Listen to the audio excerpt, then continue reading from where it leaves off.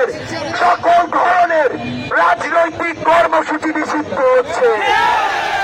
গোপালগঞ্জ কোনো ব্যক্তি বা দলের সম্পত্তি নয়, গোপালগঞ্জ বাংলাদেশের। এমন মন্তব্য করে মঙ্গলবার রাতে এক ফেসবুক পোস্ট দিয়েছেন জাতীয় নাগরিক পার্টির উত্তরাঞ্চলের মুখ্য সংগঠক সার্জিস আলম। মূলত দেশ গড়তে জুলাই পদযাত্রা কর্মসূচি উপলক্ষে সারা দেশ সফর করছে এনসিপির নেতারা।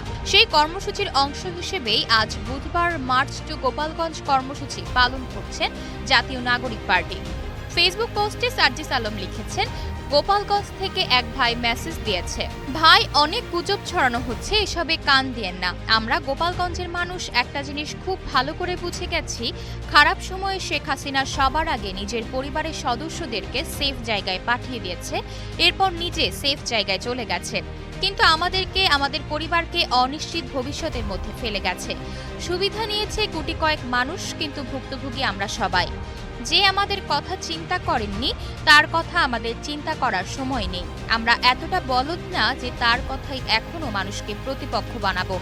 আপনাদের মুখোমুখি দাঁড়াবো, জীবনটাকে অনিশ্চিত ভবিষ্যতের দিকে ঠেলে দিব। আপনারা আপনাদের মতো করে প্রোগ্রাম করেন, চিন্তার কোনো কারণ নেই। তিনি লিখেছেন, গোপালগঞ্জের পদযাত্রায় আমাদের কমিটমেন্ট, আমরা সেই বাংলাদেশ করতে চাই যে বাংলাদেশে গোপালগঞ্জের মানুষের অধিকার নিশ্চিত হবে, জেলার নাম দিয়ে আর বৈষম্য হবে না। একই সঙ্গে গোপালগঞ্জের গণমানুষের ন্যায্য অধিকার পাওয়ার লড়াই আমরাই করব। গোপালগঞ্জ কোনো ব্যক্তি বা দলের সম্পত্তি নয়, গোপালগঞ্জ বাংলাদেশের।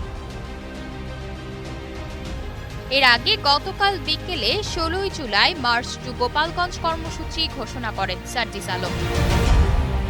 আশা অর্থী, নিউজ ডেস্ক, গ্লোবাল টেলিভিশন।